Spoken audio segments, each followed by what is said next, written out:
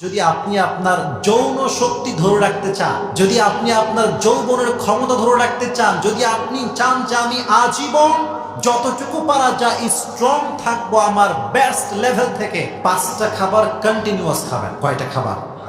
জোরে বলেন, কয়টা?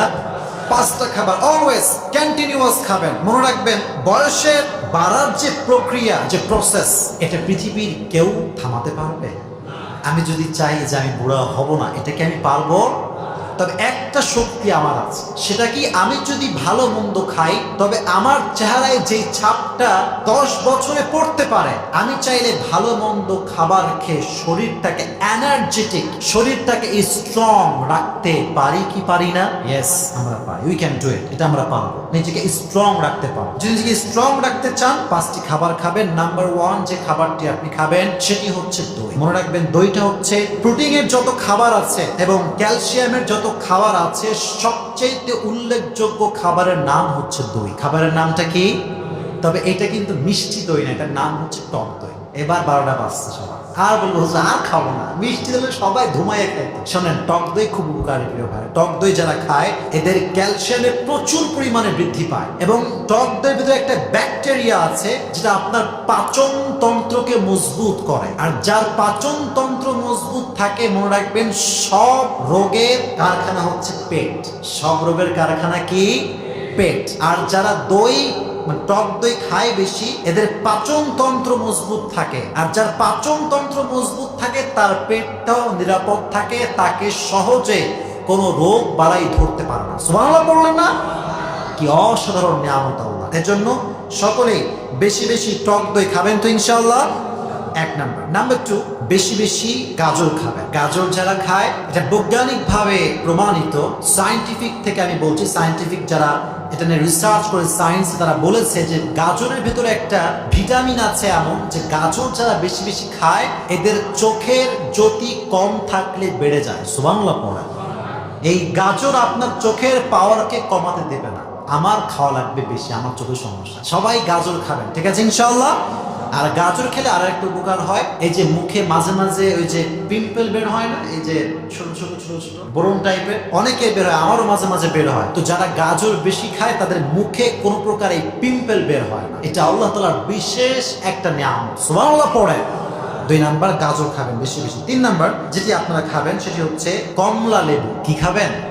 কমলা লেবু খাবেন। কমলা লেবু খেলে হয় কি জানেন? আপনার ব্লাড সার্কুলেশন আছে না, রক্ত চলাচল, এটা ওকে হয়ে যায় এবং পুরো শরীরের প্রত্যেকটা দেহে যেখানে যেমন করে রক্ত যাওয়া দরকার সেভাবে আপনার ব্লাড সার্কুলেশন ওকে হয়ে যায়। সুবহানাল্লাহ পড়লেন না? আর যার ব্লাড সার্কুলেশন ওকে, তার সবকিছু ওকে। এটা আপনারা জানেন না প্রিয় ভাই? রক্ত চলাচল যদি বন্ধ হয়ে যায়, মানুষ কিন্তু কায়। মানুষ কি আর বেঁচে থাকবে? মানুষের গায়ে কিচ্ছু থাকবে না, দেহ থাকতে পারে, শক্তি থাকবে না। এজন্য বেশি বেশি সকলেই কমলা লেবু খাবেন, ঠিক আছে ইনশাআল্লাহ। আর 4 নাম্বার যে খাবারটি খাবেন খুবই কম, বাসায় থাকে কিন্তু আমরা খাই না, এটা হচ্ছে টমেটো। এটা কি? টমেটো। মনে রাখবেন, টমেটো যদি আপনি খান, চেহারার একটা গ্লেজ আছে, এটা কি আপনারা জানেন সবাই? উজ্জ্বলতা আছে চেহারার একটা। যদি টমেটো কেউ কন্টিনিউয়াস খায়, তার চেহারার উজ্জ্বলতা এটা আস্তে আস্তে বাড়তে থাকে। সুবহানাল্লাহ। আল্লাহর দেওয়া খাবার ভাই, ন্যাচারাল খাবার এটা। এর জন্য সকলে টমেটো বেশি বেশি খাবেন তো ইনশাআল্লাহ। এবার আসুন লাস্ট যে খাবার, সেটি হচ্ছে পালং শাক। কি শাক? এটা সবচেয়ে স্পেশাল। যতগুলো বললাম না, সবচেয়ে বেশি স্পেশাল হচ্ছে পালং শাক। এই পালং শাক যদি আপনি খান, অনেকগুলো উপকার আছে, আমি কয়েকটা উল্লেখ করছি, সব বলা সম্ভব না। 1 নম্বর উপকার যে আমাদের মাঝে মাঝে টেনশনে ঘুম আসে না, হয় কি হয়? পালং শাক যে খাবে তার টেনশন মুক্ত ঘুম হবে। সুবহানাল্লাহ পড়লেন না?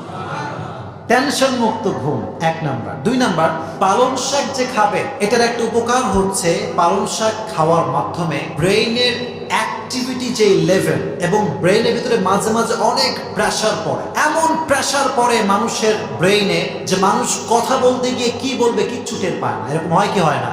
এই পালং শাক খেলে আপনার অ্যাক্টিভিটি লেভেলটা আরো গ্রো হবে এবং ব্রেইনটা পরিষ্কার হবে, আপনি সুন্দর সতেজ জীবন যাপন করতে পারবেন। সুবহানাল্লাহ পড়া। তাহলে এই 5টি খাবার বেশি বেশি সকলে খাবেন তো ইনশাআল্লাহ। আর আরেকটি আমি আমার পক্ষ থেকে সাজেস্ট করছি, এটা আমার এই লিস্টে নাই, সেটি হচ্ছে আপনারা সকলেই বেশি বেশি মধু খাবেন। কি খাবেন? শিফাউল লিন্নাস, শিফাউল লিন্নাস। মধুটা হচ্ছে এমন একটা খাবার আপনার সব রোগের শেফা। সুবহানাল্লাহ পড়ে। আল্লাহ নিজে বলেছে শিফাউল লিন্নাস। কোরআনে আছে দুইটা জিনিস সব রোগের ঔষধ, এক নাম্বার কোরআন, দুই নাম্বার হচ্ছে মধু। সুবহানাল্লাহ। মধুর ভেতর সব রোগের শেফা আল্লাহ দিয়ে দিয়েছে। এজন্য প্রিয় ভাইয়েরা সকলেই বেশি বেশি মধু খাবেন তো ইনশাআল্লাহ।